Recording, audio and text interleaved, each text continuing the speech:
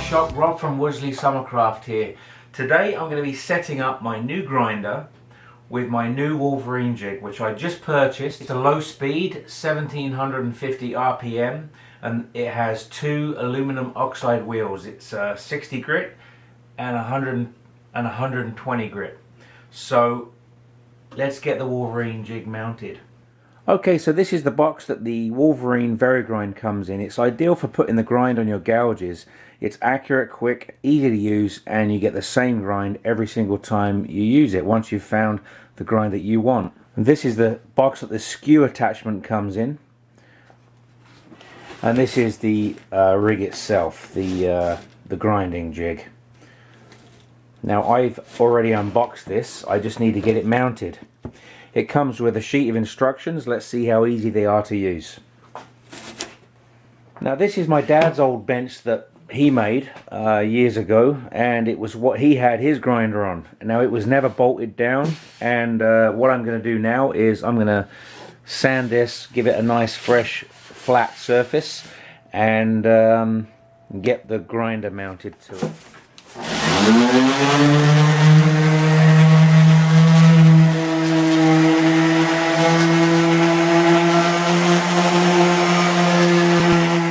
So I'm going to measure out the center of this board, and that's where this grinder is going to sit. But the instructions say that the center of the wheel needs to be 6 1/4 inches from this surface. So right now it sits at 5 1/2 to the center of the wheel. So I need to raise the whole grinder up 3/4 of an inch from this surface, and then the Verigrind system, the jig, will actually sit on this surface to get the correct proportions. So I'm going to make a template of this 3/4 of an inch plywood, and that's going to sit between this and the bench, and then I'll bolt it down. Okay, so here you can see I have a template of the base that's 3/4 of an inch thick, that just raises the center of my wheel to 6 1/4 inches. Now it shows on the instructions that anywhere from 6 1/4 to 6 1/2 is good. Right, so to mount this grinder onto the bench, which is 1.5 inches thick, plus the 3/4 of an inch for this template piece to raise the grinder 3/4 of an inch, plus the thickness of the base of the grinder, I need these 4-inch screws, which are a slot head screw, and I've got 4 washers, 2 lock washers, and 2 1/4 nuts. So I'm going to need a screwdriver and a 7/16 wrench to get these on. Now I'm going to drill the bench to match up these holes and get this thing mounted. Okay, so upon finally reading the instructions, I realized that I have to mount my grinder a lot closer to the front of the bench. The 2 bases that come with the one-way jig have to be mounted within 1/2 inch of the front of the bench, and that is mainly for interference purposes, so that the bench doesn't interfere with any of the tools that you're using, especially the dressing tip, should you buy the diamond dressing tip. So I'm going to re-drill 2 new holes and get this mounted, and I'll come right back. Okay, so I made absolutely certain that the grinder is flush with the front face of my bench, so that I can use my square now to make sure that my base lines up with the grinder itself, and the center mark is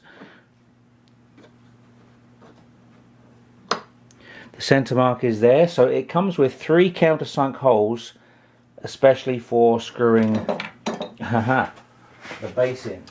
Okay, so the front edge of the base needs to be flush with the front edge of the grinding wheel, and ideally within 1/2 inch of the front of the bench. So I have about 1/4 inch gap there between the front of the bench and the front of the wheel.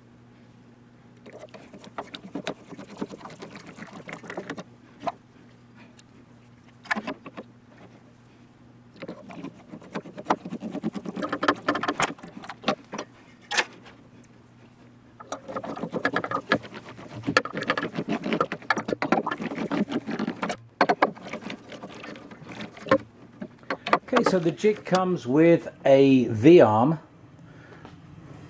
and that slides in just so,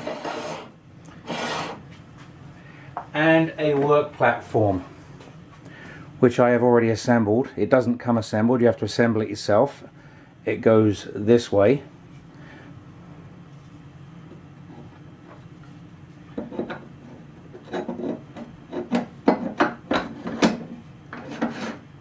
And you can adjust these to the angles and the distances from the wheel that you require quite simply. And they're very easy to change. Just like that.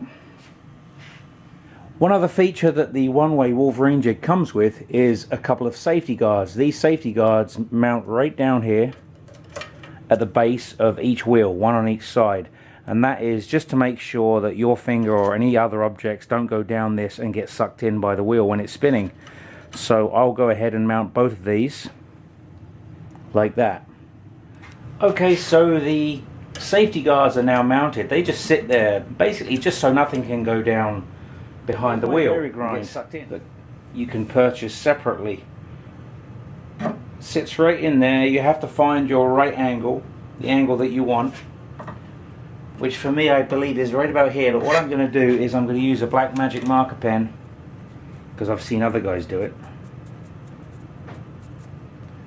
and just kind of go over the existing grind, because I'm going to try and keep the same grind that the factory supplied it with.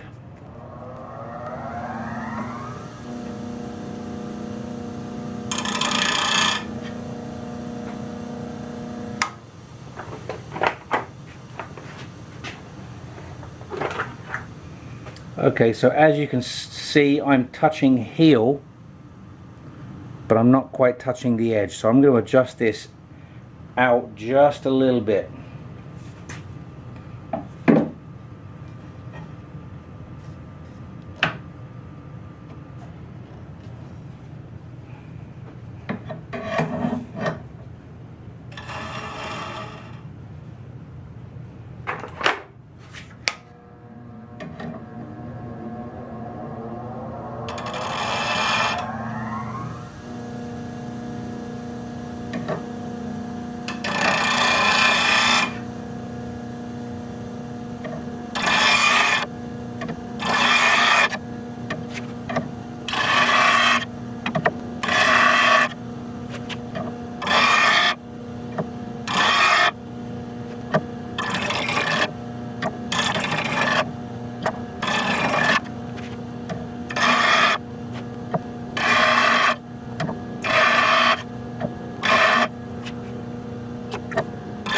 And that is my grind from my Wolverine jig. Very satisfied with the look of that. That's very nice. Very sharp cut too. I can see that this is really going to help my turning in the future. What I've got at the moment is a block of wood. This is what I used with my old setup, with a hole that's drilled in there 2 inches deep. And it's exactly 2 inches. So what I can do to set this up properly is to put that in there, 2 inches in, tighten that up, and I'm good to go. What I'm going to do in the future though is I'm going to have something maybe on the end of the bench right here that will allow me to do it a lot easier, so that when I push that up against that, there's a block of wood, maybe with a piece of metal or a brass or something there, copper, just so that it's a soft metal, not a hard metal, and that will give me my 2 inches exactly. That'll be perfect. And then I can just go straight to my grind, and it's going to be the same every single time. Another little tip is to put a score mark on your bar, so that next time you go to put it for that specific tool, you can go straight back to that same line on your tool rest and you'll be ready to go. Now what I've got now in the Vari-Grind jig is my other gouge for bottoms of bowls. Now the distance is going to be different, the angle is going to be different, So I have to now adjust this to what I think that should be, which is approximately there. Again, what I'm going to do is put some black magic marker pen on the bottom of this gouge, on the edge I should say, and we'll just touch it to the grinder and we'll see if we've got toe and heel of this gouge.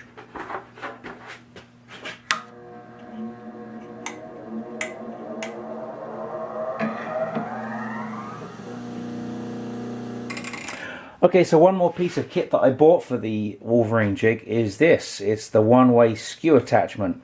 You just loosen that off and it slides right in there. You tighten that up and you're good to go. And that would be for that side. And that would be for that side. You just have to get your correct angle. And again, you could use the black marker method.